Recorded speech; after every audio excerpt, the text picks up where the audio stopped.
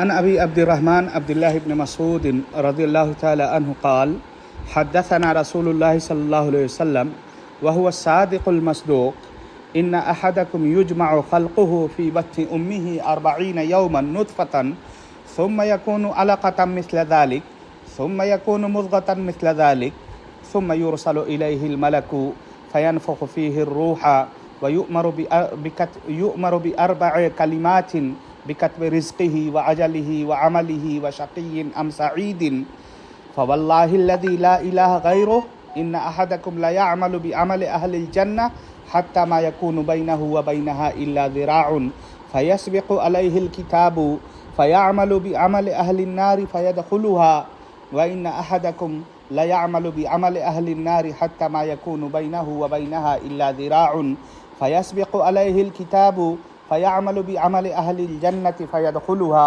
رواہ البخاری و مسلم۔ یہ حدیث عبداللہ ابن مسعود رضی اللہ تعالیٰ عنہ سے مروی ہے۔ عبداللہ ابن مسعود رضی اللہ تعالیٰ عنہ بیان کرتے ہیں کہ صادق المصدوق یعنی نبی اکرم صلی اللہ علیہ وسلم نے ارشاد فرمایا کہ تم میں سے ہر ایک کی پیدائش کی ابتدا میں یہ صورت ہوتی ہے کہ 40 روز تک ماں کے پیٹ میں نطفہ جمع کیا جاتا ہے، یعنی معمولی تغیر کے ساتھ نطفہ رہتا ہے۔ پھر یہ نطفہ 40 روز کے اندر منجمد خون کی شکل اختیار کرتا ہے، پھر 40 روز میں گوشت کا لوتھڑا بن جاتا ہے۔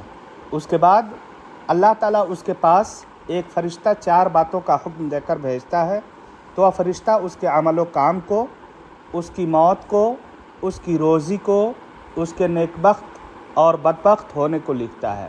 پھر اس میں روح پھونکی جاتی ہے۔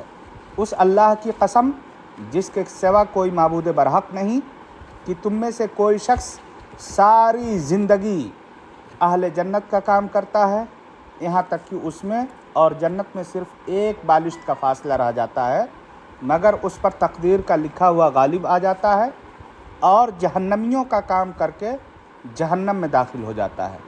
اسی طرح تم میں سے ایک شخص ساری زندگی جہنمیوں کا کام کرتا ہے، یہاں تک کہ اس کے اور جہنم کے درمیان صرف ایک ہاتھ کا فاصلہ رہ جاتا ہے، تو اس پر نوشتہ تقدیر غالب آ جاتا ہے اور آخر عمر میں جنتیوں کا کام کر کے جنت میں داخل ہو جاتا ہے۔ یہ متفق علیہ روایت ہے اور یعنی اسے بخاری اور مسلم نے اپنی کتابوں میں نقل کیا ہے۔ اس حدیث کو عبداللہ ابن مسعود رضی اللہ تعالیٰ عنہ نے اللہ کے رسول صلی اللہ علیہ وسلم سے بیان کیا ہے۔ ہمیں معلوم ہے کہ عبداللہ ابن مسعود رضی اللہ تعالیٰ عنہ جلیل القدر صحابی ہیں اور ان صحابہ کرام میں آپ کا شمار ہوتا ہے جو شروع کے دنوں میں، یعنی اللہ کے رسول صلی اللہ علیہ وسلم نے جب اسلام کی دعوت دینی شروع کی تو ابتدائی دنوں میں آپ نے اسلام قبول کر لیا تھا۔ آپ کے اسلام لانے کا واقعہ بھی انتہائی دلچسپ ہے۔ آپ عقبہ ابن ابی معیط کی بکریاں چرا رہے تھے، آپ کے پاس سے نبی اکرم صلی اللہ علیہ وسلم کا گزر ہوا، آپ کے ہمراہ ابوبکر صدیق رضی اللہ تعالیٰ عنہ بھی تھے۔ اللہ کے رسول صلی اللہ علیہ وسلم نے ابن مسعود رضی اللہ تعالیٰ عنہ سے کہا کہ کیا تمہارے پاس کوئی ایسی بکری ہے جو دودھ دینے والی ہو؟ ہمیں پیاس محسوس ہو رہی ہے۔ عبداللہ ابن مسعود نے کہا کہ میرے پاس بکری تو ہے، البتہ میں ان بکریوں کا امین ہوں، ان میں اپنی طرف سے کوئی تصرف نہیں کر سکتا۔ اللہ کے رسول صلی اللہ علیہ وسلم نے کہا کہ کوئی ایسی بکری دو یا ایسی بکری بتاؤ جو دودھ دینے کے قابل نہیں ہوئی ہو۔ آپ چنانچہ عبداللہ ابن مسعود نے ایسی بکری پیش کی۔ اللہ کے رسول صلی اللہ علیہ وسلم نے اس کے تھن پر ہاتھ پھیرا اور اسے دوہا۔ اس سے عبداللہ ابن مسعود کافی متاثر ہوئے اور یہیں ان کے اسلام لانے کا سبب ہوا۔ عبداللہ ابن مسعود رضی اللہ تعالیٰ عنہ کے بے شمار ایسے واقعات ہیں جن سے عبداللہ ابن مسعود رضی اللہ تعالیٰ عنہ کی فضیلت اور عظمت کا اندازہ ہوتا ہے۔ عبداللہ ابن مسعود رضی اللہ تعالیٰ عنہ ایک موقع سے درخت پہ چڑھے ہوئے تھے، کچھ لوگ آپ کی पतली पिंडलियों को देख करके आपका तमस्खुर और मजाक उड़ा रहे थे, तो अल्लाह के रसूल सल्लल्लाहु अलैहि वसल्लम ने उस मौके से कहा था कि तुम लोग उनकी पिंडलियों पे हंस रहे हो जबकि वो आसमान और ज़मीन से ज़्यादा वज़नी हैं। इस हदीस पर अगर हम गौर करते हैं तो इसमें कुछ अहम चीज़ों की तरफ रहनुमाई की गई है। सबसे पहली चीज़ यह है कि एक रवायत में है कि जब मर्द औरत से सोहबत करता है तो मर्द का पानी या मर्द जब सोहबत करता है तो उसका पानी औरत के हर रगो पै में समा जाता है। 7वें दिन अल्लाह उसको इकट्ठा करके उससे एक सूरत जोड़ता है। ये रवायत सहीहा में 3330 नंबर पे देखा जा सकता है। माँ के पेट में मनी का नुत्फ़ा 40 दिन तक मुख्तलिफ़ मराहिल से गुज़रता है, फिर 40 दिन मुंजमद खून के मुख्तलिफ़ मराहिल से गुज़रता है, फिर 40 दिन तक गोश्त के लोथड़े की शक्ल में मुख्तलिफ़ मराहिल तय करता है और इस मुद्दत में आज़ा की तश्कील और हड्डियों की बनावट के आसार पैदा हो जाते हैं और 4 माह के बाद जब आदा हड्डियों और गोश्त पोस्त का ज़हूर हो जाता है तो उसमें रूह फूंक दी जाती है। तो गोया कि इसमें इंसानी तख्लीक किन किन मराहिल से गुज़रती है उसके बारे में नबी अकरम सल्लल्लाहु अलैहि वसल्लम ने बताया है। इस हदीस में यह भी बात तकदीर के ताल्लुक़ से बताया गया है कि तकदीर का मतलब यह है कि अबद तक जो कुछ होने वाला है उसका इल्म पहले अल्लाह को है और उसने उसे लिख रखा है। अब जो कुछ होता है वह उसके अज़ली इल्म के मुताबिक ही होता है, लेकिन उसका ये मतलब नहीं है कि अल्लाह ने गुनाहगार को गुनाह करने पर मजबूर किया है। इंसान अल्लाह की दी हुई ताकत ही से नेकियां गुनाह करता है। अगर अल्लाह चाहता तो यह अख्तियार छीन लेता, लेकिन वह ऐसा नहीं करता। अलबत्ता उसे पहले से मालूम है कि फ़ला बंदा इस अख्तियार को सही तरीक़े से इस्तेमाल करके उसको खुशनुदी हासिल कर लेगा और फ़ला बंदा इस अख्तियार को गलत इस्तेमाल की वजह से अल्लाह को नाराज़ करके सज़ा का मुस्तहिक़ हो जाएगा।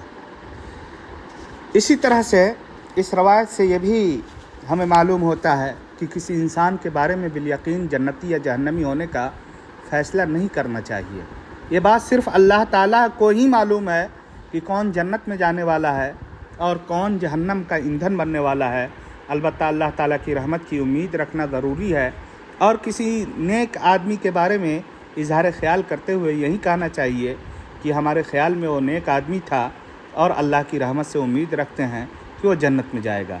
अलबत्ता जिन अफराद के ताल्लुक़ से अल्लाह ने या उसके नबी ने बता दिया है उनके जन्नती या जहन्नमी होने के बारे में, तो उनके ताल्लुक़ से हम यकीन से कह सकते हैं कि वो शख्स जन्नती है या वो शख्स जहन्नमी है। जैसे अशर मुबस्सरा के बारे में अल्लाह के रसूल सल्लल्लाहु अलैहि वसल्लम ने बताया है कि वो सब के सब जन्नती होंगे। इसी तरह से अबू लहब, उसकी बीवी, अबू तालिब, अबू जहल, मुनाफिकीन, इन सब के ताल्लुक़ से वजाहत मौजूद है कि ये सब जहन्नमी हैं। तो इनके जहन्नमी होने के बारे में हम बिज़ब्त कह सकते हैं। इमाम बुखारी रहमहुल्लाह ने इस हदीस से फ़रिश्तों का वजूद साबित किया है कि वो अल्लाह की मखलूक हैं और उनकी कई एक किस्में हैं जिनकी तादाद अल्लाह के सिवा कोई नहीं जानता। उनमें से फ़रिश्तों की एक किस्म रहम मादर से मुताल्लिक़ है।